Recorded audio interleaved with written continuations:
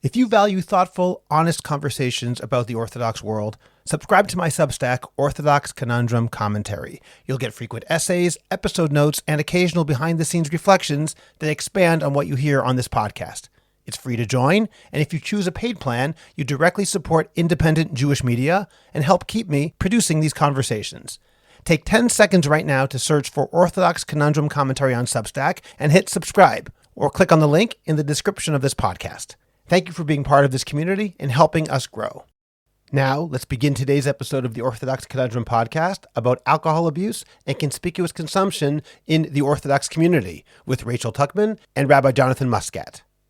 But I think that we have to be addressing this. We have to address the luxury, the Shabbos and Yantif. And again, if someone loves to make a lavish, beautiful table and cook and have a whole spread and whatever, that's one thing. But when you're doing it and then you're putting it online or you're broadcasting it for the world to see, then it's a question of who is this really for? Is it for you because you love it? It's Simchas Yantif, or is it a show for everyone? And again, we live in a time where it's like, if you didn't post it, it didn't happen. It doesn't count. That visibility is like the most important thing. And I think that becomes a real problem for us when we're constantly performing for people that don't matter. And for an audience that I think it'll just never be enough, because then there's someone who's doing it better and someone who's doing it more lavishly. It's just this endless abyss of unhappiness, and that's concerning. I'm Scott Kahn, and this is the Orthodox Conundrum.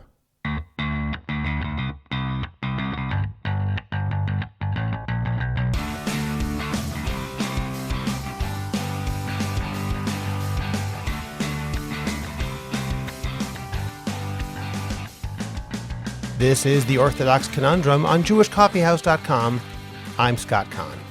Last week, Morty Berkowitz was sentenced to 6 years in prison after he pleaded guilty to vehicular homicide. On a Friday afternoon in 2022, he was driving while drunk and was going far above the speed limit when his car veered into the wrong side of Route 70 in Lakewood, collided with another vehicle, and killed one woman and seriously wounded another. This tragic case is obviously an outlier. However, it's important to note why he was drunk on a Friday afternoon. He'd been drinking at a Toameha. Toameha refers to the practice of tasting food on Erev Shabbat to make sure that it's ready for Shabbat. In recent years, however, it's become something altogether different in some communities. A chance for the guys to get together, to drink expensive liquor, while enjoying more than just a taste of the food. Rabbi Yaakov Bender of Yeshiva Darchei Torah strongly denounced the growing Toameha culture in a video that was released 2 weeks ago, and Rabbi Jonathan Muskat wrote an important viral Facebook post that discussed the issues involved. Then, mental health counselor Rachel Tuchman added important ideas to the growing conversation on Instagram. Today, I'm honored to host Rachel and Rabbi Muskat as we discuss two of the issues that emerge directly from the question of Toameha: alcohol abuse and conspicuous indulgence in luxury goods. There are some topics in our community that make people feel very defensive very quickly. Alcohol is one of them, and luxury is another. We all know that there are people who struggle with serious addiction, and thankfully there are organizations and professionals who work with those people. But what about problem drinking that isn't quite alcoholism? What about the Shabbat table where there's always one more bottle to open? The kiddush that quietly encourages people to drink more than they should? The casual jokes about needing a drink to get through parenting or carpool? What happens when that becomes normal for our kids who are watching everything we do? And then there's the culture of luxury, the social media Shabbat table that looks like a magazine spread, the constant talk about hotels, vacations, jewelry, and designer labels. These things are not forbidden in a strict halachic sense. But what do they do to our sense of values, our implementation of the norms of tzniut? What do they communicate to our children about what success looks like and what a religious life is supposed to be? In this episode, we discuss alcohol use that may not look like classic alcoholism and about conspicuous overindulgence in luxury in the Orthodox world. We talk about parenting, education, expectations, and communal norms, and we ask difficult questions about whether our current culture lines up with what the Torah actually wants from us. As we make clear, we are not approaching this subject as individuals who have all the answers, but as members of our community who are far from immune from the pressures that we discuss. This is not a musser schmooze where we tell other people how to behave, but a conversation where we address some problems that affect us all. And we'll get into that conversation in just a moment. First, remember to subscribe to the Orthodox Conundrum podcast wherever you get your podcasts. Please rate it and write a review. Continue the conversation on Facebook by joining the Orthodox Conundrum discussion group. Finally, in 2025, the best way to promote your organization, your business, or yourself is to create a high-quality podcast, and JCH Podcast Productions can help you make that happen. Whether you want to learn how to start your own podcast or want to improve the podcast you already produce, we will make it happen. Write to us at aliza@jewishcoffeehouse.com. That's ALIZA @jewishcoffeehouse.com. And let's get started with your high-quality, memorable, and effective podcast. Rabbi Jonathan Muskat is the rabbi of the Young Israel of Oceanside, a position he has held for more than 20 years. He is also a rebbe at Toameha High School for Girls, a doctoral student in Jewish Studies at Gratz College, and a pastoral healthcare liaison at Mount Sinai South Nassau Hospital. Rabbi Muskat received smicha from Yeshiva University, where he also earned a master's degree in medieval Jewish history. He has served as both an officer and a member of the Executive Committee of the Rabbinical Council of America. In addition, he received his law degree from New York University School of Law and practiced corporate law for 4.5 years.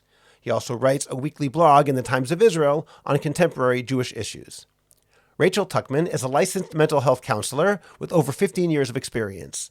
She has worked with many diverse populations, including incarcerated women at Rikers Island Correctional Facility, kids and adults with developmental delays, kids with behavior issues, overwhelmed parents looking for skills and support, teens struggling with the pressures of adolescence and life in general, adults going through difficult life circumstances, and women experiencing infertility. Rachel is a Hays-aligned clinician and dedicates a lot of her time out of office to educating parents and kids on the importance of body respect and the behaviors that honor our health. Currently, she offers services in her Cedarhurst, New York office.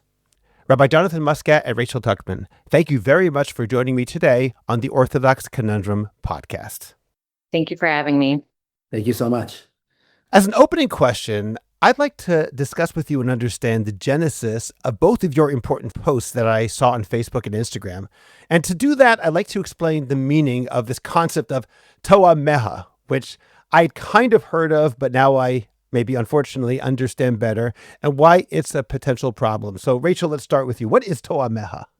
So from my understanding, I'm also pretty new to the term Toameha. I didn't know that it actually had a name, but apparently it is when people get together, Erev Shabbos. What started out as a little taste of Shabbos has now turned into, I guess, a real event where there is a lot of alcohol and high-priced alcohol and a lot of drinking that isn't just tasting and enjoying, but it's become something that is more concerning. That seems to be the issue that I'm understanding.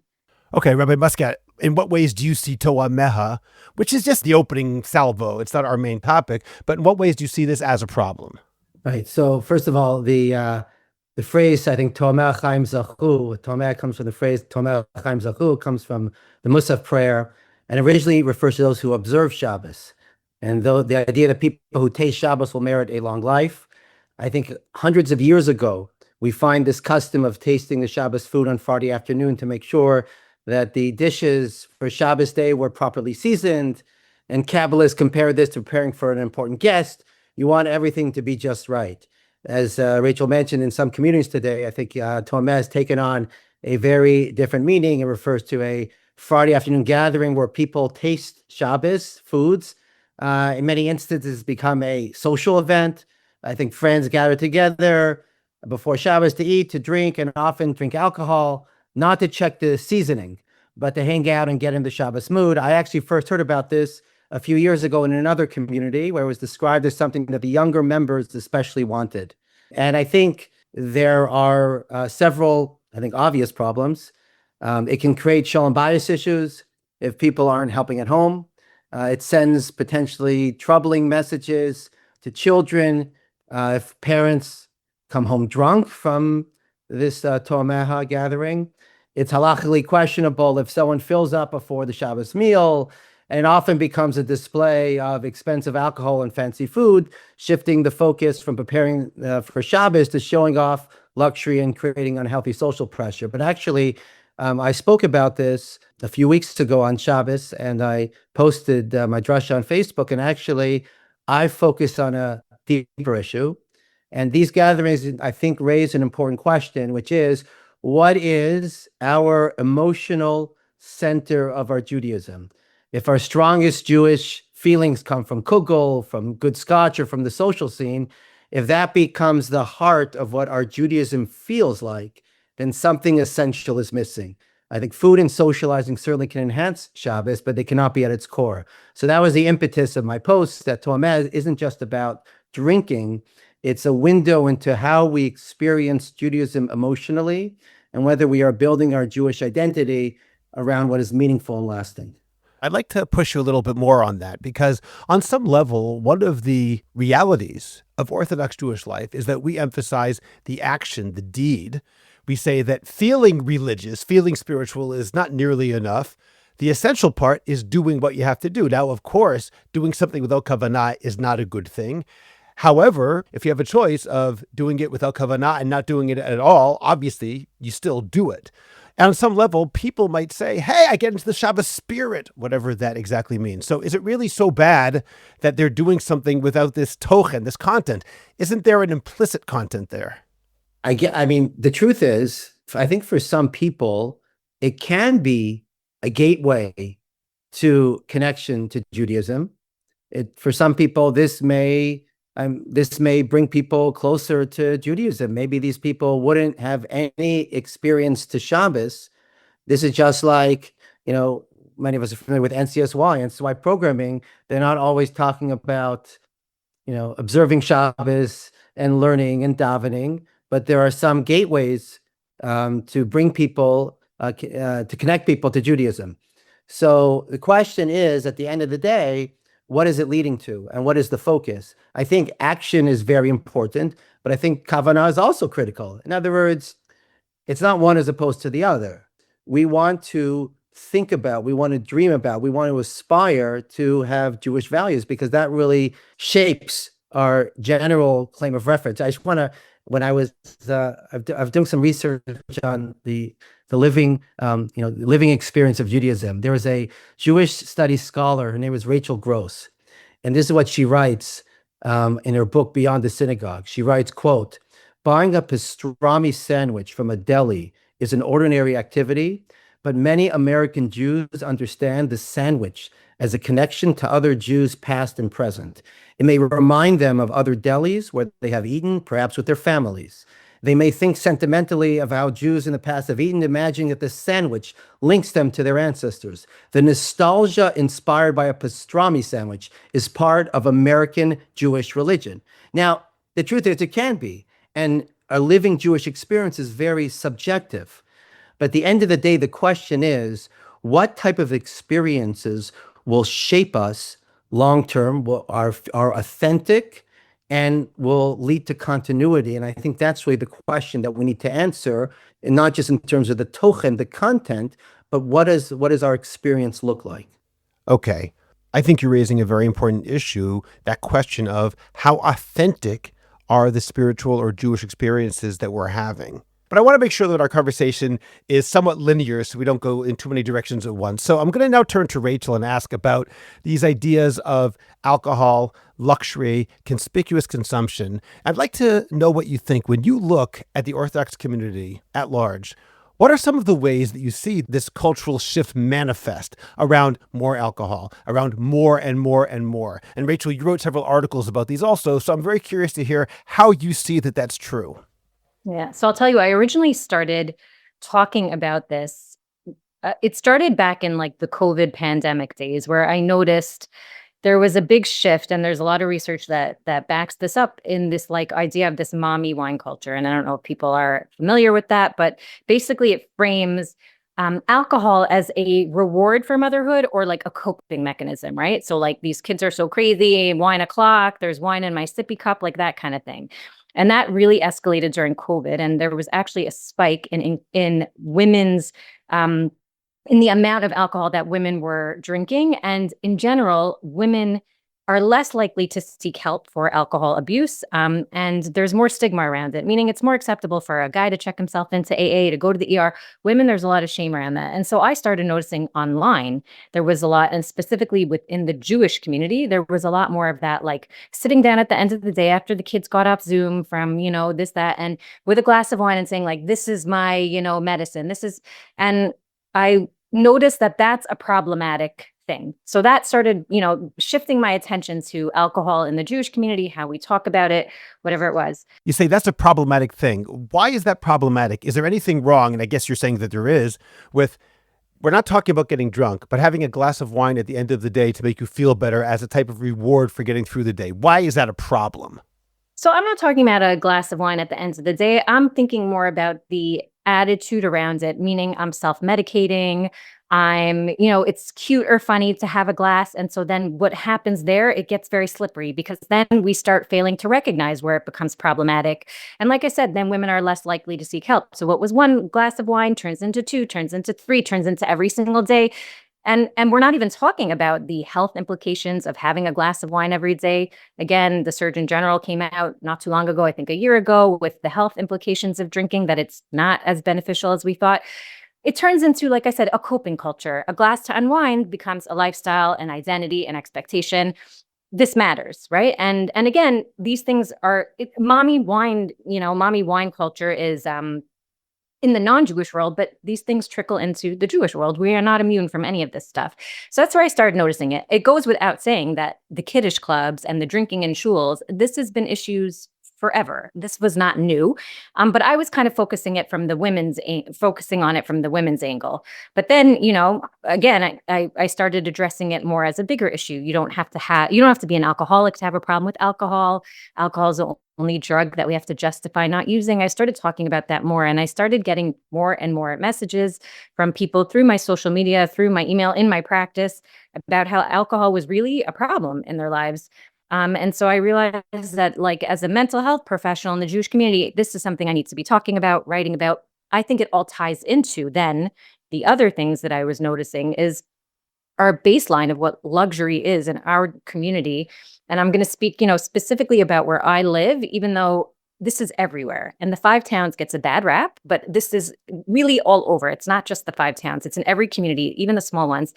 The baseline of what is luxury has shifted so much that now we're kind of immune to the fact that a 20-year-old, is doing a $1 million renovation on a house that she owns, or that she is owning a $6,500 bag and acting like it's normal, or just things like that, that this spending and the lavishness, and that we don't even say, winter break now is where are you going? We assume everyone is going away with their children for winter break. The things that kids are wearing these days, $250 sweatshirts, and again, it's not their parents told them save up and get it. Some parents did. Most of the time it's not. $400 sweaters, this is just outrageous. And again, we're not even blinking. We're not even thinking about it. And our kids are growing up in this culture, and it is a problem where we don't realize that luxury is luxury anymore. And then it creates this problem of trying to keep up, living beyond your means, which is a real problem. People are living in debt, living in homes they cannot afford, living lifestyles they can't afford. And this then contributes to anxiety, depression, all kinds of mental health issues, perpetuates the drinking. It's this vicious cycle. And so that's kind of where I came in here, that it's all tied together. It's all probably, it's all underneath. It's all the root of the problem is the same. But I think that we have to be addressing this. We have to address the luxury, the Shabbat and Yantif. And again, if someone loves to make a lavish, beautiful table and cook and have a whole spread and whatever, that's one thing. But when you're doing it and then you're putting it online or you're broadcasting it for the world to see, then it's a question of who is this really for? Is it for you because you love it? It's Simchas Yantif, or is it a show for everyone? And again, we live in a time where it's like, if you didn't post it, it didn't happen. It doesn't count. That visibility is like the most important thing. And I think that becomes a real problem for us when we're constantly performing for people that don't matter, and for an audience that I think it'll just never be enough, because then there's someone who's doing it better and someone who's doing it more lavishly. It's just this endless abyss of unhappiness, and that's concerning. That's very disturbing. Rabbi Muskat, do you have anything to add in terms of what you've seen? Yeah, I think that I've sometimes gotten these interesting shilas. I echo everything that I haven't done as much research as Rachel's forte here, but I think it's a problem when people are posting extensively. Then there is a feeling of expectation, and it's very hard to sort of, on the one hand, tell someone, I want to share this with my friends, what I did, and a lot of people are happy for me. And the question is sort of where you kind of draw the line between just sharing your happiness with other people, and where do people then become jealous, and where do people become desirous to go through the same, to have the same experience that you're having, which perhaps they can't afford. I was actually having this conversation with my students. I teach in Shalamas High School for Girls, so we were talking about, some students were talking about being more inclusive of everyone, and what happens if you only invite certain people to a party and other people find out about it, and when you post it online, and already from a younger age, even teenagers are experiencing this.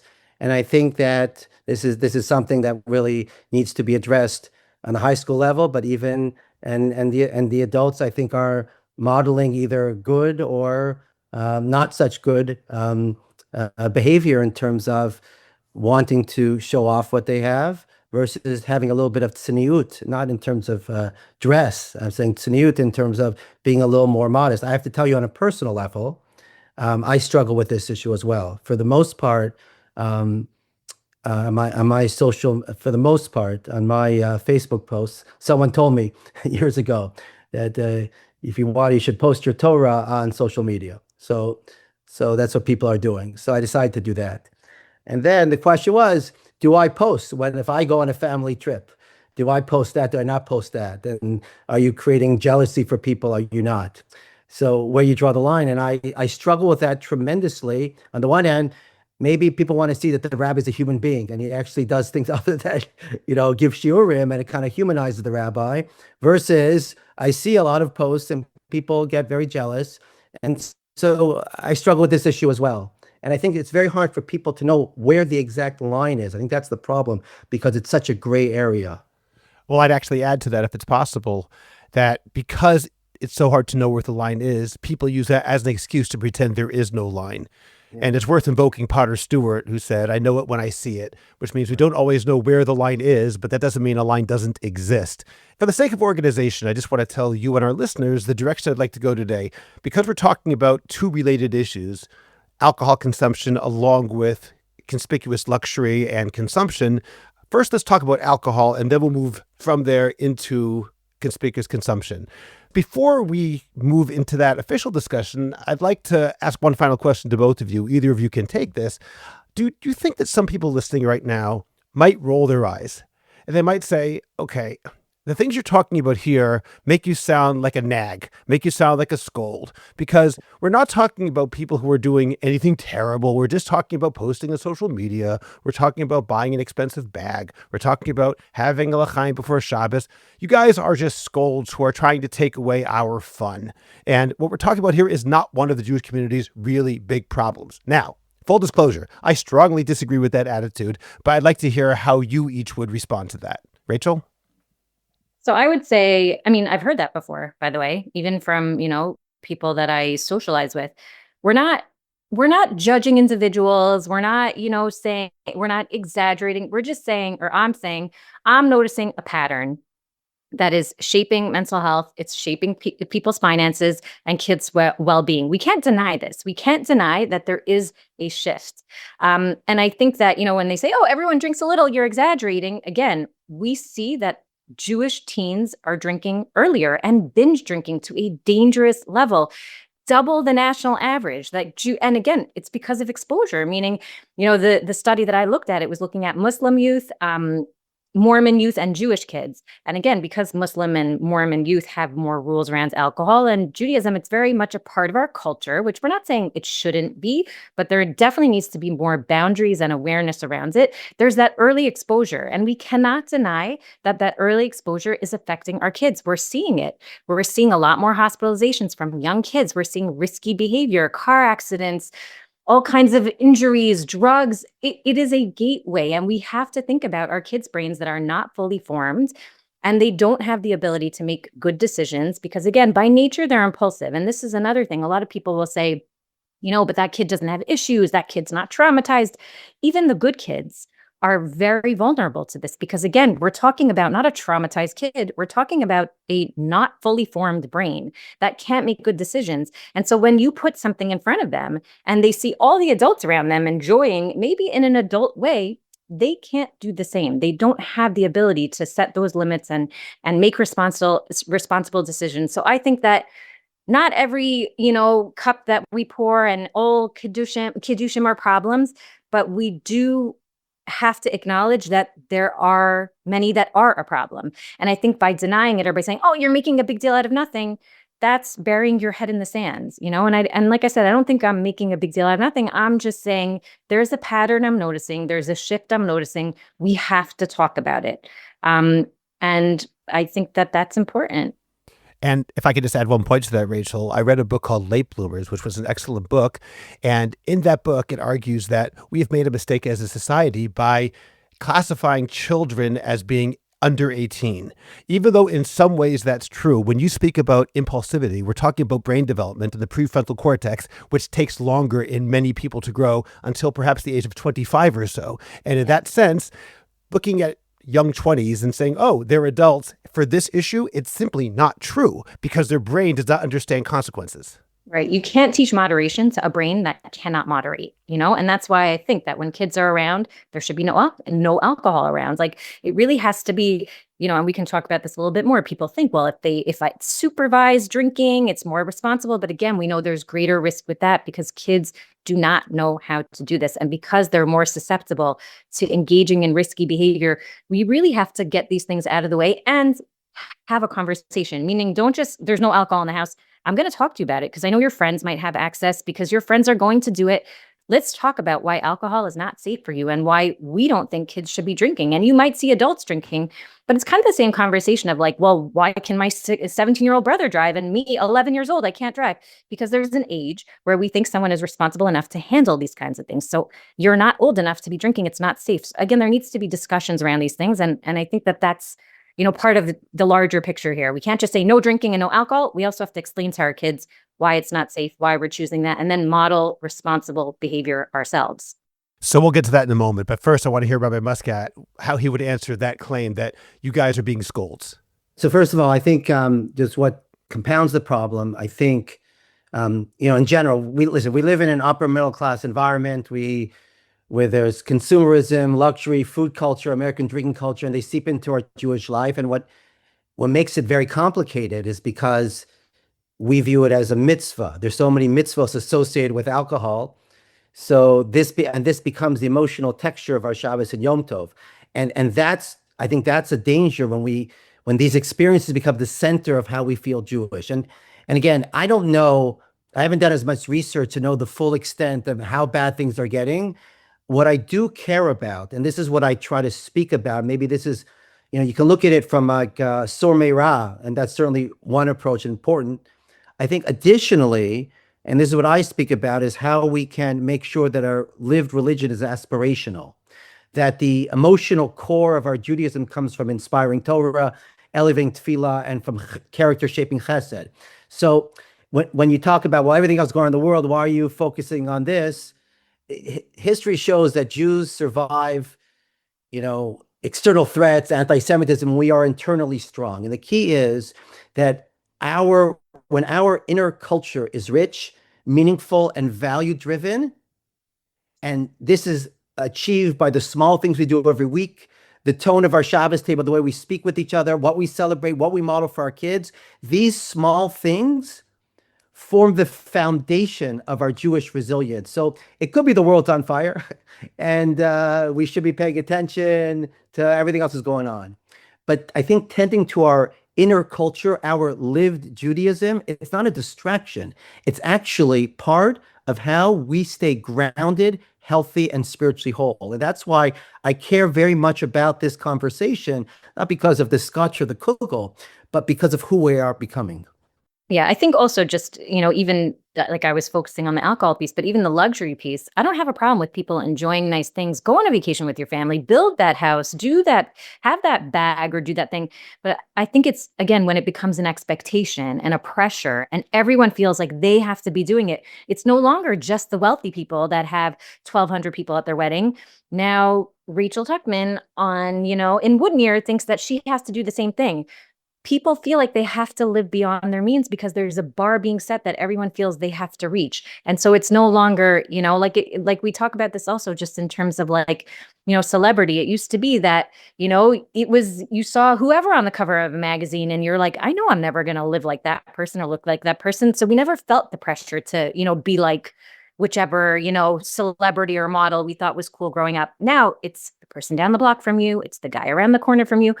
And so it feels a lot more real. And again, that it doesn't feel so detached from us. So I think it's the pressure of, well, that guy has something nice and that woman is driving that car. I have to also, in order to fit in, to be respected, to be part of that thing. And that's really, again, where I feel very concerned. And then again, our kids are seeing this. You have to be something you're not, or morph yourself, twist yourself, put yourself in debt to be a part of something. And again, that's very much against our Jewish values, 100%. So that's really what's worrying me here, the expectation, the pressure. Certainly. And we're going to talk more about that in a few minutes. So I want to now get to the alcohol part in particular. And Rachel, I'd like to ask you first. You mentioned about 5 or 10 minutes ago that you don't have to be an alcoholic to have a problem with alcohol. And that phrase struck me because I don't know what it means. Could you explain? So it used to be that back in the day, if people would go online and, somebody told me I'm an alcoholic. Let me look it up. Am I an alcoholic? And then there was a criteria that, there's a quiz that comes up online and it's like, do you drink every day? Do you think about alcohol excessively? Do you, is it ruining your life? Are you able to function?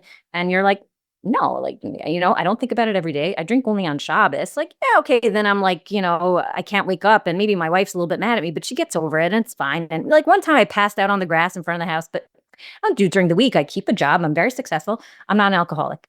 And so I think that criteria, they've actually changed it. Now it's actually called alcohol use disorder. And there's a lot more criteria, and you actually have to meet only 2 or 3 to have like a mild issue, a more severe issue. So they've definitely changed it. So the spectrum is much larger now. So people are more likely to get the help they need. It used to be people thought, well, if I'm the drunk on the street, then I'm an alcoholic. Otherwise, I don't have a problem.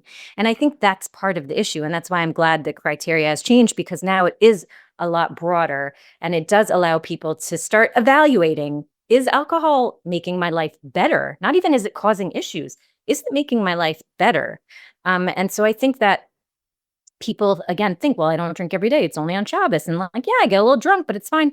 And they think it's not a problem. But that's where I want people to start evaluating. Yeah, is it that my wife is angry at me? Am I humiliating myself? Do I remember what I did?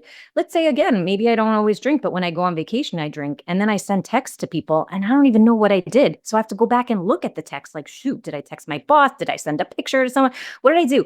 That's where I would say you need to start examining your relationship with alcohol, because if you are so like intoxicated that your basic daily functionings to make good decisions, to function properly, to walk downstairs, to be on vacation with your wife or your kids, if that's being affected, that means that alcohol is probably a problem for you.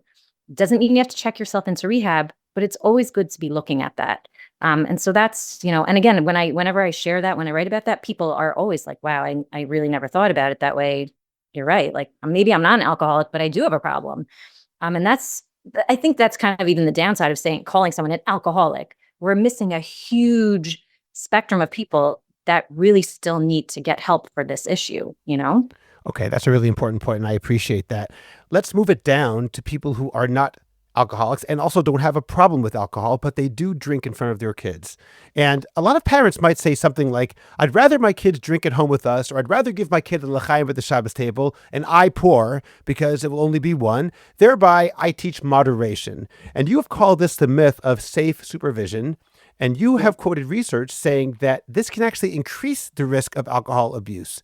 So could you explain that a little bit? Yeah. So we know that, just simply, we know that teen brains, like I said, they're unfinished, right? So their judgment, their impulse control, that's still developing, like you said, into their 20s. And alcohol can interfere with that development, right? So early exposure increases their risks for addiction, binge drinking, anxiety, depression, and dangerous behavior. So seeing adults drinking it normalizes it. So then that safe supervision risk, it's clear, right? Because again, if we're teaching if we're supervising drinking, right? We're presenting it to them. Again, we're teaching them familiarity. We're not teaching them moderation. We're teaching them, here it is. It's something that you can have around. It's something that you can get used to. It's something that's normal. And then, like I said, you can't always be there. So you don't know. And because our kids don't have the ability to moderate, their brains are not wired to drink responsibly yet. You are putting something in front of them that's very dangerous. They don't know how. And again, it's not even a matter of the age necessarily that they're exposed. It's just the fact that they're exposed. So kids as young as 5 years old, even, by the way, seeing you drink, maybe you're not letting them, but you're drinking, that impairs their ability to make better decisions around alcohol. So those supervised sips, it's increasing their risk of using problematically as they get older. And I think that parents need to just be able to say, like, it's for the adults only. Again, if there's even alcohol around when kids are around. Would you say that's okay? That parents can have alcohol saying this is only for adults when you're 25 or whatever, you can indulge too? I mean, I take more of a hard line, and that I say if there are kids around, definitely teenagers, there should be no alcohol at all. I understand not everybody feels that way. Not everyone wants to do that. So I would say the middle ground would be to have that conversation. This is for adults only. Like, it's not for the kids. It's not for you guys. You're not touching it. That's just not how it is here, and that's it. But every family has to do what they feel. But again, you also have to know the risk. Do I have a brother who's an alcoholic? Do I have a history of anxiety and depression in my family? I don't know anyone who doesn't these days, but those are risk factors too, because kids who are more prone to anxiety and depression are going to turn to those coping mechanisms that are maybe not so healthy. That, alcohol, I don't feel anything, makes me feel happy, and I don't feel depressed, and I don't feel stressed. They're more likely to turn to that. So you also have to think about the risk factors in your family, and know your kid's temperament also. If they're a kid that tends to like externalize more, so they tend to be more, that there's someone that they act out more and that they're more impulsive, that's probably a kid that you don't want around alcohol, because they're more likely to make bad decisions. Whereas if you have a kid who is more thoughtful and they're more, kind of, they're a little less impulsive and they're a little bit more mature, then, the risk is probably lower with that kid. But it can't be like the drinks are out and then Yisrael walks in, put it away. I think it should be kind of a blanket, value system that you have in your house and a rule. But yeah, safe supervision, there's no such thing. It increases risk. It's dangerous. And again, I just wonder, like, what do we think we're teaching them? We're not. We're giving them something that's just dangerous. Let me add something to that as well. At Chatay Ani Maskir Hayom, I used to run a yeshiva here in Israel in Beit Shemesh, and I will say that, like all yeshivot, when guys came over for Shabbos, we'd have drinks. And I thought I was being very moderate and very restrictive in the sense that we take out a bottle of alcohol and I had to pour. That was my rule. So I could make sure that each person only had one. That was my idea. And listening to you now, Rachel, I think that I probably would do differently today. In fact, I'm sure I would, not just from this conversation, but in general, just getting older and hopefully getting a little bit wiser about these things. But in general, I want to add that parents probably should pay attention to this, and yeshivot should probably think about this. You send your kid to Israel, to yeshiva, and alcohol is part, at least in many of them, of the culture. It's just assumed that that's part of the culture of what goes on, and it's not really safe. And I'm not only talking about Purim, but especially on Purim, but it's a problem. Oh, for sure. And I know that kids in Israel and even here, like in high school, kids go and visit their teachers, their rebbes on, doesn't necessarily have to be a Purim. They walk over on Shabbos, give them a l'chaim. Like, I understand the intention behind it. We want to make them feel, oh, come in, welcome, you're one of us. But again, not understanding the risk and how dangerous that is. Give them a cookie, you know what I mean? And give them a cup of soda. Like, we really don't have to be offering that to kids. And especially in Israel, where there's no parental guidance. And it's not enough to say, oh, the yeshiva's watching them. It could really get out of hand. They're not. No. Well, Rabbi Muskat, I want to take that and move forward, because that really leads to the question of peer pressure. And when I say peer pressure, I mean specifically, for example, in yeshivot. Let's say I still ran a yeshiva and I had a policy, this yeshiva is entirely dry. Now, let me be clear. many yeshivot are dry yeshivot in the sense that in yeshiva, no one's allowed to have alcohol. But I mean, no alcohol on Shabbos at the rabbis' houses, no alcohol on Purim, etc., etc. That's my policy. Guess what? We're going to close. It won't work. When the guys hear this, it will be the very uncool yeshiva. It'll be the place that no one wants to go. Now, am I sure? I'm not sure. But from what I know, I think it's probably likely. So it's very nice to be able to say, okay, we're going to do it all right. We're going to do it the right way. And good. If you don't have any students, you're welcome to do it the right way by yourself. So Rabbi Muskat, you actually mentioned a local rabbi who opposed Toameha, getting back to that, but he felt that he had no choice because another shul in the same neighborhood was doing it. And he knew if he says, we're not doing Toameha or we become a dry shul, then that will be the end of his young crowd in the shul. So how does a shul, or for that matter, a yeshiva, compete for members? And it is a type of competition. And at the same time, live up to the values that the rabbi wants to inculcate, particularly with regard to alcohol. Right. So I just want to first clarify, it wasn't a local rabbi, actually. It wasn't a local rabbi. I heard this story a few years ago in another out-of-town community.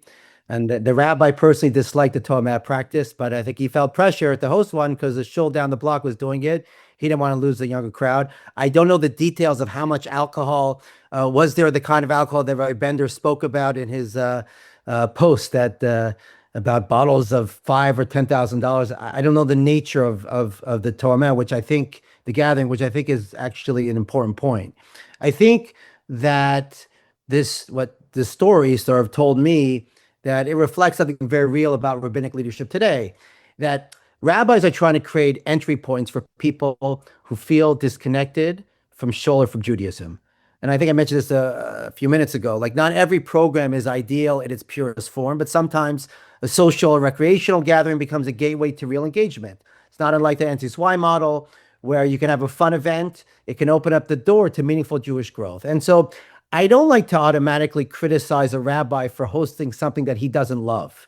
I think it depends entirely on the devil's in the details. I think it depends on the nature of what's happening. I think there are, let's take two very different versions of Toameha. So you can have a gathering with excessive drinking, people coming home intoxicated, and real shalom bias problems. You can, on the other hand, you can have a Toameha, which is a modest gathering where the rabbi is present, gives a short Dvar Torah, keeps the culture rather healthy, and uses it as a point of connection for people who might otherwise drift away. And I think those two scenarios require very different judgments.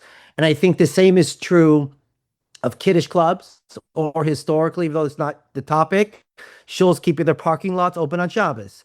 Again, these are areas where rabbis sometimes have to choose between taking a principled stand or meeting people where they are in order to bring them along spiritually. And I don't think that there is a simple, hard and fast rule. So I guess, like, what does leadership look like in this situation? I think it really means being honest about the community that you have, not the community that you wish you had. I think it means understanding where people are starting and helping them move, even slowly, from point A to point B in their religious and spiritual lives. Sometimes courage by the rabbi is saying no. And sometimes courage is saying yes, but in a healthy way. Showing up, making sure the gathering reflects the values that you're trying to cultivate. So I think in the end, I think the goal isn't about Toameha. It's about connection, relationship, and gradual growth. So I think the job of a shul, the job of a shul leadership, the job of a yeshiva is knowing how to weigh what will best help a community move forward on that journey. Okay, that's really important. When it comes to luxury, let's talk about that example you just cited, Rabbi Muskat, of Rabbi Bender's mentioning bottles of Scotch that cost $5,000 or $10,000. In that situation, sometimes it's even more difficult for a rabbi, or for that matter, a Rosh Yeshiva, to criticize. It's one thing to say, we have to stop everyone from drinking because it's bad for the kids, or something along those lines, or we have to moderate our drinking, or we have to reappraise how we do it. It's another thing to tell the guy who's got the $10,000 bottle of Scotch that you are doing something which violates the values of tzniut or Torah norms. And it's particularly hard because that guy may be donating part of your salary. So how does a rabbi deal with this other aspect of trying to provide authentic leadership? Seeing them ba'asher husham, where they are, but helping push them along while at the same time not violating your own principles when it comes to consumption. I mean, this goes to the mitzvah of tochacha. On the one hand, if you look in the Gemaras of that deal with tochacha, so you have different passages which seem to conflict with one another. The Gemara says in Shabbos, I think that if you have the potential to rebuke and you don't, so then you're held culpable for not trying to protest a certain behavior. On the other hand, if the Gemara in Yevamos says that just as a mitzvah to say something that will be heard, there's a mitzvah to say something that not say something that won't be heard. So where we find that balance, I think at the end of the day, it's really about relationships and keeping your eye on the ball. And again, it's probably very tricky. I haven't been in that situation where I've had a wealthy gavir who I want to scold for having a $5,000 or $10,000 bottle of alcohol. So I don't want to judge other rabbis in similar situations. I think that every rabbi or every school leader, in dealing with individuals, gavirim of the community, who may be doing something that may not reflect the best ideals, I think needs to understand what the goal is and try to move things forward. It may take time. It might say, let's have a conversation. It might say, you could talk about it and say it without an accusing language. I want to talk about this situation. What do you think? And just engage in conversation, see how it goes. You don't always have to condemn right away. Usually that doesn't work anyway. The best thing to do if you want to sort of bring up an issue is to discuss. And I think that the job really is to be reflective and to think about things, and always never rest on your laurels. There's always trying to move the ball forward, but be cognizant that everyone is Basher Husham and how we move forward with them. Okay. Thank you for explaining that. That's important. Of course, I was not asking about your personal situation, Yeah. clearly. I'd like to now move into something which you said, Rachel, and I'd like you to clarify it, because you said earlier, and maybe I misunderstood, but I got the feeling you were saying that the major problem or the biggest problem of the conspicuous consumption or the normalization of luxury living is keeping up with the Joneses, and the fact that it makes the people who can't afford it feel that they have to do it anyway.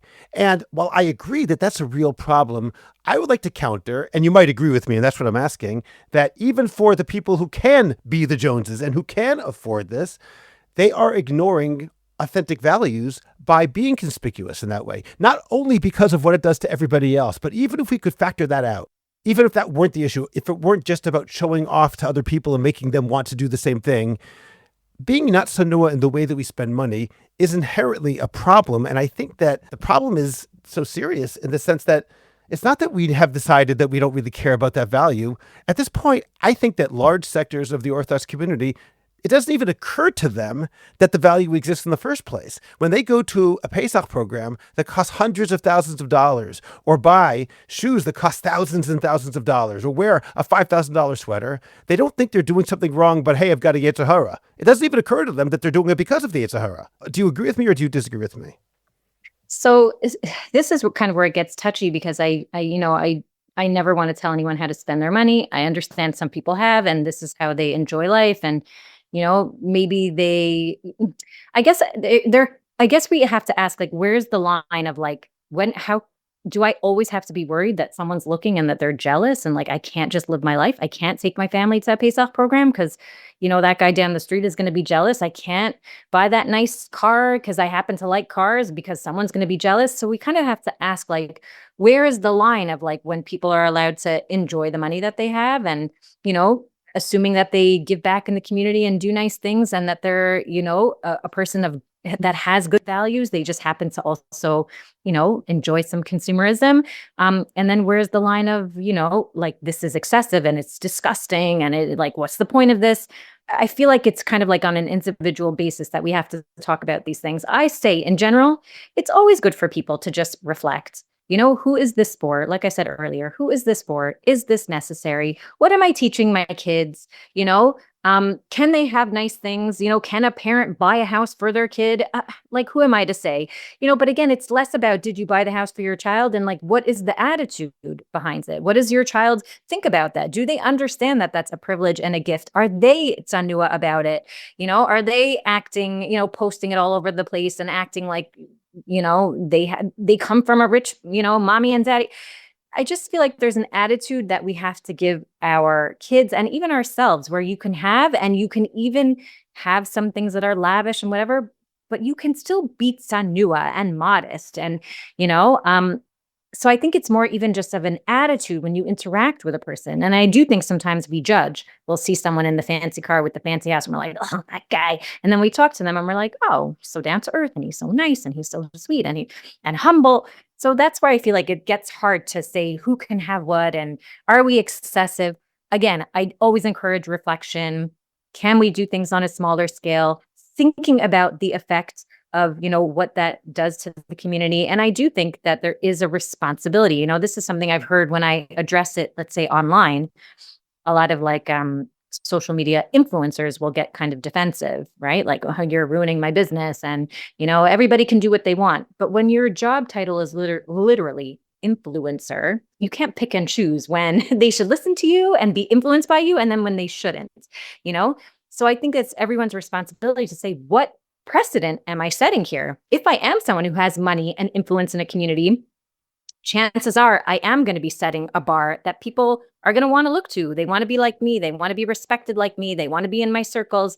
So I think that everybody should be reflecting, asking, you know, is this necessary? Who am I doing this for? What is this about? And that's kind of my trying to stay, you know, neutral answer. That's a very fair point. And let me add, far be it from me to sit here behind my microphone and scold and lecture everybody about conspicuous consumption. That is not my goal. Obviously, we all have our challenges. I'm no different from anybody else, obviously, to state what should be pashut. I remember about 4 years ago, I had an episode about the high price of weddings and how it was getting to be a real problem. 2 months later, my daughter got married in what I thought was a tzniut wedding, but all weddings are expensive. And my cousin came over, having listened to the podcast, and jokingly told me, hey, that's a pretty exciting, lavish wedding you just put on. I don't want to pretend that I'm sitting here as the arbiter of all that's right when I clearly am in the same boat as everybody else. And that's where it gets, you know, it does get dicey. Like I feel the same way. We just did construction in our house, and I'm sure people are driving by and they're like, Rachel Tuchman is talking about materialism. Did you see she just did a huge, you know, but when you talk to me, we needed more space. You can't buy a house in the 5 cents. I could have a million reasons why I did that way versus, you know, but I think it's easy to judge how someone is spending their money. And yes, they think your wedding was lavish and you're saying this was so like modest. And so again, everybody has different kind of, you know, levels and different expectations and different bars. And that's something to keep in mind, you know, but I say, keep your eyes within your Dalet Amot and think about, again, who is this for? What am I teaching my family? What do I want them to think about wealth and having and what we do with that and how we behave? And I think that's important. And I agree, but I'm also going to get back to the idea that, once again, taking myself out of the equation and looking at it hopefully somewhat objectively, the fear is that even though we're teaching the right values, we can also convince ourselves that this is a good thing. My spending a lot of money is actually in line with Torah values. In fact, it's a kiddush Hashem. And when you speak about tzniut, I think tzniut is not only about showing off, it's also about what you do to yourself. Even if somebody does something and no one knows about it but himself, it doesn't necessarily mean it's always tsanua. Don't forget that Chazal say that the definition of a tsanua person is someone who's tsanua in the bathroom, which means tzniut is an attitude which is as much internal as it is about showing other people. And with that said, I'd like to read a very brief passage from something that was in Mishpacha magazine about 2 months ago, about a very, very wealthy person from Satmar.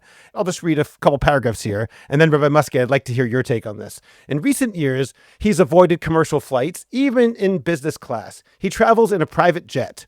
Crazy? Wasteful? According to him, it's a matter of principle. 3 principles, in fact. First of all, he explains, I really think that Hashem created shefa, that means plenty, so that Yidden should enjoy abundance. If Hashem blessed someone with wealth, and his personal conduct does not come on account of his generosity to tzedakah, then why should he refrain from having a private jet? But there's something deeper here. I think that when someone is generous toward himself, he can be generous to others. I know enough gvirim who live frugally. They think and rethink every expense, pinching and scrimping wherever possible. You can imagine what their tzedakah is like. And I have a third consideration, the spiritual component. With the private jet, I'm not dependent on airline schedules, and this way I can plan my trips in a way that I will never miss out on davening with the minyan. For me, that's a very firm principle. It's one of the secrets without which it's not possible to have Birkas Shamayim. Plus, it spares me from walking around in airports, which presents serious challenges in shmiras einayim, in other words, looking at things that are inappropriate. He then adds, I believe in the approach of mochin de gadlus, a Kabbalistic idea that there are two types of mind frames, narrow and expansive. I believe that Hashem sends bracha according to the kelim, the vessels that the person prepares. A big, generous vessel will hold a lot more bracha. Since the day I cut myself free from welfare payments, he originally had been on welfare, I aim for the expansive mindset, the mochin de gadlus, in everything that I do. Okay, now, Rabbi Muskat, I'd like you to comment on this. I don't mean necessarily the person, but the mindset. I was shocked when I read this. This is being presented as a hero of the Jewish people. And to me, this is the most self-justifying nonsense that I can imagine. We're talking about things which are private jet. And, so I can dive with the minion. You got to be kidding me. Because I think God gave us shefa, so we should enjoy it. We should spend big. There's something fundamentally messed up about this attitude. And what bothers me is less the attitude as that mishpacha put this person on the cover as someone to whom we should look up. Yeah, I mean, it seems to violate the Ramban's understanding of kedoshim tiyu, of where the Ramban writes that we should separate even from that which is permitted to us, not, and talks about excess in terms of meat, in terms of wine. I would hope that this philosophy is not subscribed to by everyone who, all the writers or the readers of Mishpacha magazine. I would not think that the case. I think this phenomenon reflects something very human. I think we all compartmentalize. I'm not defending it. I don't defend this at all. I think if any of us looks honestly at our own religious lives, we'll find places where we're inconsistent. I think you're focusing on tzniut and dress versus tzniut in terms of materialism. And very often, what we practice doesn't fully match what we preach. Tzniut is about cultivating a lifestyle that's modest and grounded and not built, drawing attention through luxury. And there are people who keep the letter of the law without speaking about the spirit of the law, whether in dress, spending, or many other areas. So, yeah, this is troubling. I think this is just as troubling as any area where halacha sets the floor and not the ceiling. The real question at the end of the day for me as a rabbi is, how do we help people see that the Torah is not just a checklist of rules, but a set of values meant to shape the way we live our lives? And this isn't a problem of, we win or lose. It's an ongoing, it's a generational conversation. And I think that thought leaders have a role. I think if we want to internalize values of tzniut and materialism, we have to talk about it, model it, and build experiences that make those values real and meaningful. So, I used to give an example where I have the privilege of teaching Rachel's daughter in Shalamis High School in the Five Towns. And they actually, the school just rolled out a program called Unbranded. Yeah. And this program for 12 days, the girls come in wearing logoless shirts. Like if you don't wear a logo, and then for each day that you come in without a logo, you get a pin. And if you earn 10, you receive a kind of school sweatshirt. Now, again, it's a small thing. And a lot of the girls were talking to me about it today, and they're saying, well, we're going to go back to our logos afterwards. How is it going to help? But I think that it starts a conversation. It teaches an important message. You don't need labels to feel confident or part of something. And these kind of programs inspire me. And I think they're reminders. We don't need, to change a culture by lecturing. We have to consistently teach, model, and create authentic religious experiences that reinforce the values that we care about. So I think, again, I don't think that this individual who is so concerned, I don't think everyone who cares about shmiras einayim has the same value in terms of tzniut and materialism. So I don't think we should subscribe that shita, just to be clear, with an entire group of people. I don't agree with that philosophy. I think we all struggle with compartmentalizing certain values and ignoring other values. And I think the goal is just how do we continue having conversations, whether, as Rachel's mentioning, with our children, with other people, with people around us. That's what's really all about, I think. I really appreciate that and like that example very much. That whole idea of taking 12 days without wearing logos. What that says to me is less whether they're going to continue doing that so much as alerting them that this is something you have to think about. Exactly as you said, Rabbi Muskat. It's not so much that we're going to change their behavior as we're going to allow them to think about something which they may have just accepted as part of the environment. So I think that's a really wonderful idea. Rachel, do you want to add something? No, and I think and when they came out with this initiative, I actually loved it.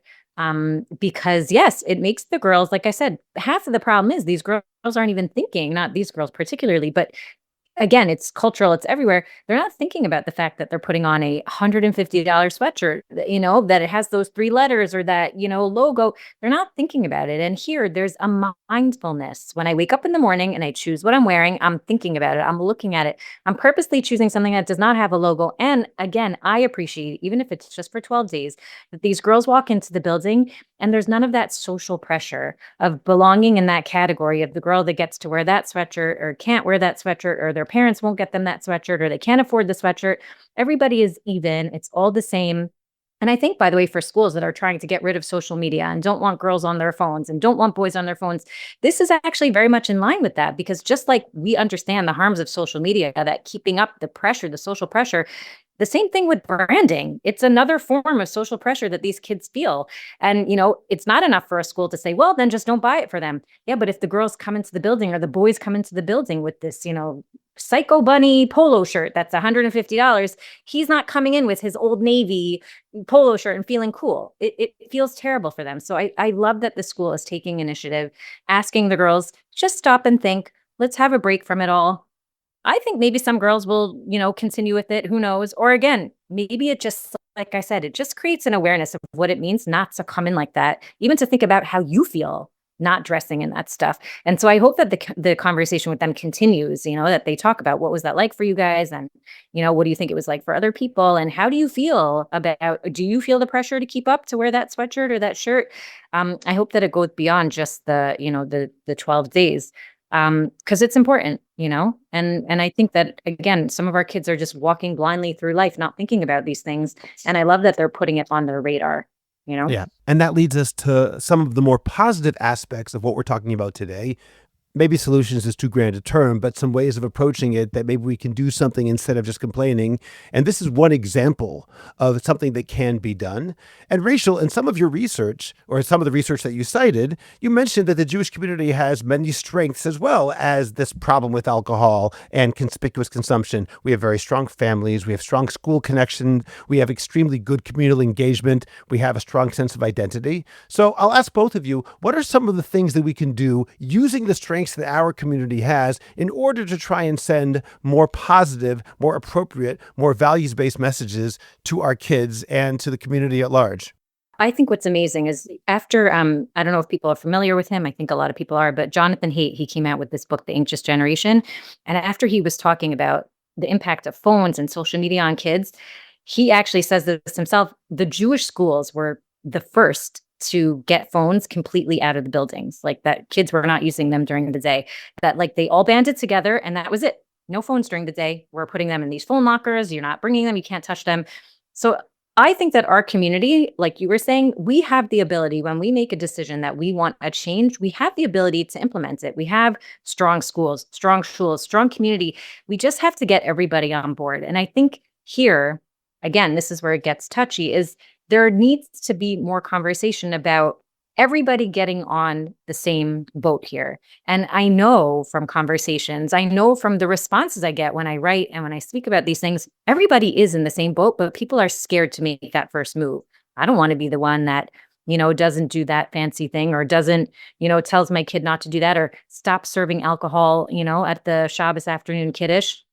But I think if we have more support and more, conversations about this, and more, I think, of a push, to start implementing these things and talking about the risks, I think then we'll see more of a change. I think we are definitely capable of it. Because like I said, I mean, the shul that I go to became dry 20 something years ago, probably 30 something years ago. Our rabbi said, enough is enough. There's no alcohol in the shul. It's done. We're not doing it anymore. And it's been that way ever since. So I think that we definitely have the ability to make these decisions. I think sometimes we have to think about our discomfort with becoming unpopular or being the one that, again, you were mentioning some people might push back and say like, oh, you guys are so uptight and you're ruining all the fun. And like, Rachel is such a killjoy. I'm okay with that. I'm okay with being a killjoy if it means that our kids are safe and our communities are healthier and our marriages are lasting and not falling apart and, people live longer lives. I'm happy to be that person who takes away some of that joy so that we can actually experience real joy, healthy joy, Jewish joy, the kind that we're supposed to. So I think again, we have these protective factors that will allow us to shift those norms. And like you were saying, Rabbi Muskat, like with compassion and connection. And, so I don't like how the Toameha is running. Like maybe I'm going to show up one week and I'm going to, rein it in a little bit. I'm going to give it to Torah. I'm going to create my own. I'm going to do one Friday night once a week at someone's house or once a month. And I'm going to, help shift the culture. I think that we definitely have more power than we believe we do. And I think also people have to, have the courage to be the person that steps in, and makes the change, or steps out of a situation that they're not comfortable in and says, you know what, I'm not doing this anymore. I see how it's affecting my kid. I'm not going to that kiddush. I'm changing the culture. I'm going to do a kiddush that we just have coffee and read the paper in the morning. I think that that's kind of what we have to do. And again, because we have that built-in structure of the men go to shul, they can get together afterwards. And, there's definitely the infrastructure for it. We can do these things. We're not stuck. It's not, it's not something that we just have to accept.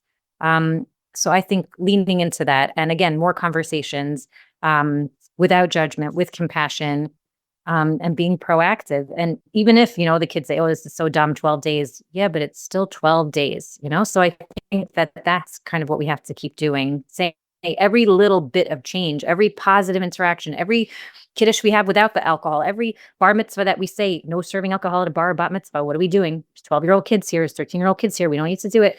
It's a win, So I think that's kind of what we have to lean into, that every bit of change is important. I appreciate that. Rabbi Muskat, what would you say in addition to that? What would you say as a way of trying to lean into our strengths in order to accomplish the things we want to accomplish? Rachel said so many great points. I'll try to add a little bit. I think, again, that I think we need to focus, number one, on the Toameha, on the dangers of materialism and alcohol. I think we also need to really dig deep and provide a richer, more meaningful alternative about living aspirationally.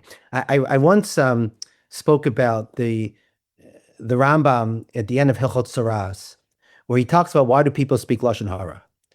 And he doesn't say that we speak Lashon Hara because they're malicious. He says, you know why people speak Lashon Hara? Because they're bored, because they have nothing better to talk about. And he basically says, someone who fills their life with Torah and wisdom simply isn't interested in gossip. In other words, the most effective way to avoid negative behavior is to fill your life with something more meaningful. And you have two different types of people. You have one person who's trying to overcome his Yetzer Hara, not to speak Lashon Hara, and they're constantly struggling with that. You have another person who's like, why would I speak Lashon Hara? It's not even shayach. It's not even, I have a life that is so full of value, and I'm not even thinking about Lashon Hara. And I think the same model can apply here. In other words, to the extent that families, schools, and shuls can model a spiritually driven life that naturally de-emphasizes alcohol materialism. In other words, it's true that, you can have parents at a Shabbos table or family Shabbos table can speak negatively about, oh, this one has this and this one has that, and look at them, they're so materialistic and they're so materialistic and it's very bad. So that's on their mind. But what I'm saying is, imagine if you had a Shabbos table, if it gets to a point and you're dealing with someone who perhaps is spending a child who wants to spend luxurious amounts of money on some things, and you have to address it. But what does your Shabbos table really look like? In other words, creating a culture that naturally de-emphasizes alcohol and materialism, like this, the unbranded initiative that we spoke about. Imagine like if every family built rituals that foster gratitude and purpose. That's what I would love. There's the beginning of Parshas Kisavo. It speaks about, on the one hand, first speaks about Hakaras Hatov, right? Bikurim, offering Hakaras Hatov to Kadosh Baruch Hu, to God. Thank you so much. And then the next is vidur masros. You tell God, "Asisi kachor asher tzivasani." I did everything I was supposed to do. Imagine if going around the dinner table every night and have everyone share something of hakaras hatov they're grateful for, and something that they did, asisi kachor asher tzivasani, something that they're proud of that day. And there's those conversations at the Shabbos table, the values we highlight, the things that we celebrate, all of that shapes what our children understand to be important. So if our communal institutions consistently model gratitude, meaning, and spiritual aspiration rather than entitlement and status, whether celebrating entitlement and status or also just demeaning entitlement and status, but that's all they're focusing about, as opposed to focusing on the aseh tov, modeling the gratitude, the meaning, the spiritual aspiration, then over time, those values become the center of Jewish life. And I think that's how we shift culture, not only by scolding, not primarily by scolding, but by offering something better. So important what you're saying right now. And in fact, if I could reframe it in a way that I've thought about, and I think is probably somewhat similar, I think people often have a difficult time differentiating between happiness in the sense of simcha, like the real happiness that Judaism advocates, and fun, having fun. We say happy birthday. What we really mean is have a fun birthday. And fun is things like alcohol. Fun is things like going on a luxury vacation. Fun is temporary by definition. And we often don't have real happiness. And perhaps I'm being overly psychological here in a way which I'm not qualified to do, but we don't have real happiness. We replace it with fun because it's much quicker. It's much easier. It's much easier to have a l'chaim and forget about your troubles and have fun and party than to actually foster what you're saying, Rabbi Muskat, that deep internal sense of gratitude of, I live a good life. I thank God. I thank my family. I have whatever it is that I have, and I don't have the things that I don't have, but what I do possess is tochen, real content and meaning in my life, which is the source of true simcha, of true happiness. And of course, I am not saying that fun is bad. Of course not. That's not what I mean at all. The problem I'm elucidating is when fun is seen as a synonym and a replacement for happiness when it really isn't. We need to learn the difference between fun and happiness in order to accomplish what you're suggesting. To recognize when we just want a quick fix, when we're trying to have fun instead of doing what we really should be trying to do, which is to fill our lives with that deep entity. What you call aspirational Judaism, the fun is almost besides the point. It comes automatically. And the true happiness will help you there. It's almost like a friend of mine once said that having little kids, it's less fun, but it's much happier. There's a lot less fun in the sense of you're not partying with your pals at night and watching the game at 3 a.m, hopefully, but it's deeper and more meaningful and it leads to more happiness. That's at least how I understand it. Yeah. So if it's okay for me to reframe now what you're saying a little bit, maybe let me use something that the Rambam writes. The Rambam, and I teach this to my students. We have in my 10th grade, we teach we have a Bein Am Lachavero curriculum. And we were just talking about the Rambam when he talks about the mitzvah Simchas Yom Tov. So he says the mitzvah Simchas Yom Tov, how is it for men, for women, for children? And then he says, well, anyone who provides food for his family and he eats and he drinks, but he locks the door and doesn't invite guests, that's not Simcha Shel Mitzvah, but it's Simchas Kreso. It's not a Simcha, not happiness of a mitzvah, but it's a happiness of his stomach. Meaning, so you're making the distinction between happiness and fun. Maybe I would, the way the Rambam, I think, formulates it as a Simchas Kreso versus a Simchas Mitzvah. Maybe a thin happiness versus a thick happiness, a deep happiness, a long-lasting, gratifying, authentic happiness, one that is transformational type of happiness. Okay, very nice. I appreciate that. Thank you for framing it like that. I'll just make one caveat, which is that over the past 6 months, I've had my first 2 grandsons, and that is the combination of happiness and fun. I don't want to pretend that, because that is just the most fun I've ever had in my life. Okay, we're coming to the close. I'd like to ask you both for some concluding thoughts. Rachel? So I guess the message that I want to leave people with is, again, I think it's always a good thing to be introspecting, reflecting, asking what our intentions are behind things. That's called being self-aware. That's something that we want our children to be. I'm forgetting her name. She's a Harvard professor. She wrote this book about basically helicopter parenting. But she said, people ask what do you want? What do you want for your kids? And they always say, I want them to be happy. I want them to be happy. And she was saying, what is it kind of goes back to what you were saying. What does that happiness mean? It's like, that's not life. We're not happy all the time. We're happy, we're sad, we're stressed, we're excited, we're surprised, we're let down, right? Self-awareness is also something we want. And I think that that's like the key to feeling fulfilled and having a life of meaning. So I think it's always good to reflect on why we're doing things, kind of pause, ask, is this making my life better? Is it complicating things? If people give me feedback that they don't like what I'm doing, am I jumping to defend it and make excuses and saying, yeah, well, I have to get some in, or I'm protecting myself from walking through an airport? Or am I stopping and saying, you know what, do they have a point here? I think it's always good. Again, we don't have to care about everyone's opinions, but we should have a list of people's opinions we do care about, and we should reflect on that and take that feedback. And I think that at the end of the day, that's really what is the most important thing. And again, this is really my philosophy in life. It's something I teach my kids. It's something I try to stand by. It's something I try to teach my clients. Really keep your eyes, again, within your four walls. If we're always looking at what other people are doing and other people's children and other people's marriages and other people's behavior, we are not focusing on ourselves and what we're supposed to be doing. And again, I think that if we do reflect on what we're supposed to be doing, then we are better people and we make the world a better place. So even when I'm talking about these issues, I'm thinking about my consumption. I'm thinking about how I show up on social media. I'm thinking about how I speak to my kids about these things.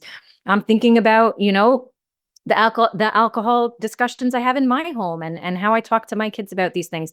So it's not, it's not just I'm preaching to people and I'm living a perfect life. I want to make sure that I'm aligning myself with those values too.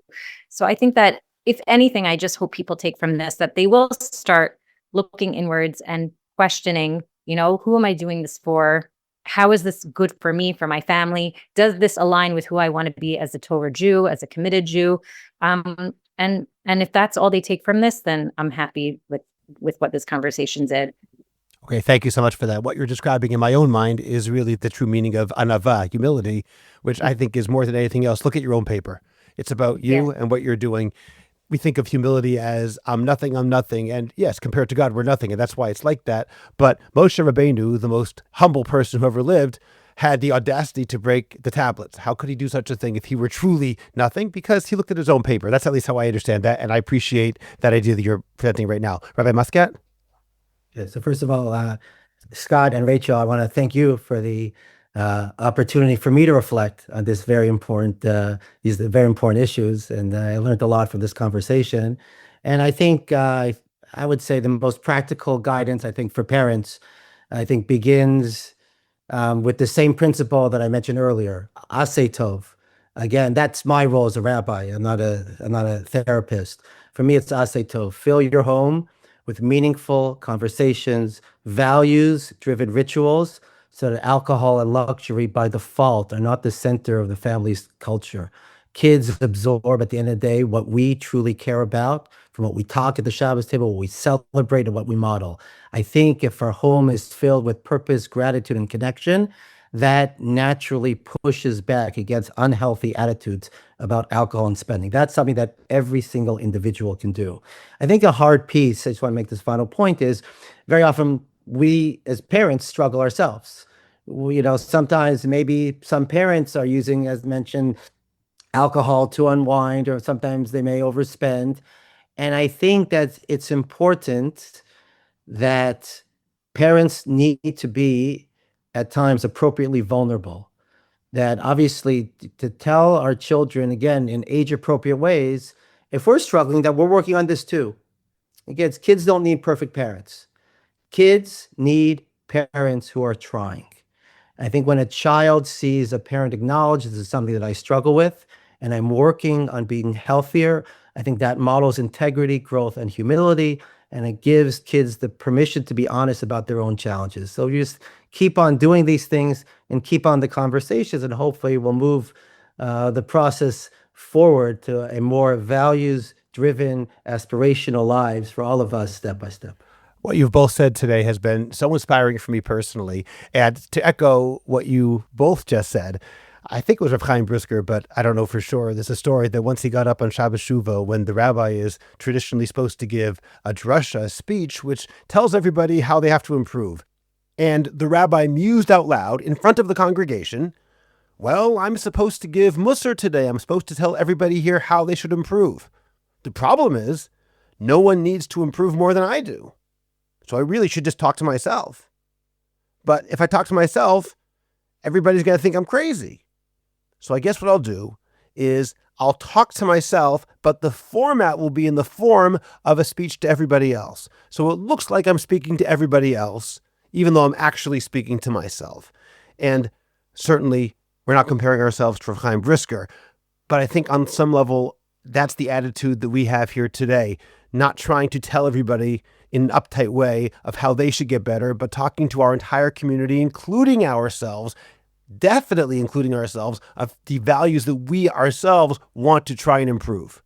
The two of you have really made me think a lot. I'm so appreciative that you both joined me today and have inspired me with your wisdom and insights. So Rachel Tuchman, Rabbi Jonathan Muskat, thank you. I appreciate it. Thank you. Thank you so much. Thank you so much. Before we sign off, a brief word of thanks. Several new listeners have joined our Patreon, and I'm genuinely grateful. You're not buying bonus episodes. You're underwriting the work, the research, editing, and the independence that lets us ask hard questions with respect and clarity. If today's conversation helped you think more carefully about Torah, community, and the world we inhabit, please consider becoming a patron. Even a small monthly contribution makes a real difference in keeping the Orthodox Conundrum going and accessible to everyone. The link is in the show notes. To those who have already joined, thank you. Your vote of confidence means more than you know. And to everyone else, I hope you'll consider joining us. Subscribe to the Orthodox Conundrum podcast wherever you get your podcasts, and please rate it and write a review. I'd appreciate it if you go to Apple Podcasts and rate and review the Orthodox Conundrum. It takes literally 2 minutes. It's just giving a certain number of stars and writing 1 or 2 sentences. Please like the Orthodox Conundrum podcast on Facebook and join our growing Facebook group, the Orthodox Conundrum Discussion Group, where you can feel free to discuss issues in Orthodoxy in an honest and friendly environment. Subscribe to my Substack, Orthodox Conundrum Commentary. Check out the link in the description of this podcast to get your free subscription today. Finally, do you have a message that needs to get out? Do you want to promote your business, your organization, or your cause? The best way is by producing a podcast, and Jewish Coffee House can make it happen. I have experience producing hundreds of podcasts, both for myself and for satisfied clients. Whether you want to learn everything you need in one day, or relax and record and let me do the heavy lifting, Jewish Coffee House Productions will work with you to make it happen and make it even better than you imagined. Let me help you today. Write to us at aliza@jewishcoffeehouse.com. That's ALIZA @jewishcoffeehouse.com. And let's get started with your high-quality, memorable, and effective podcast. I'm Scott Kahn. This has been the Orthodox Conundrum on jewishcoffeehouse.com.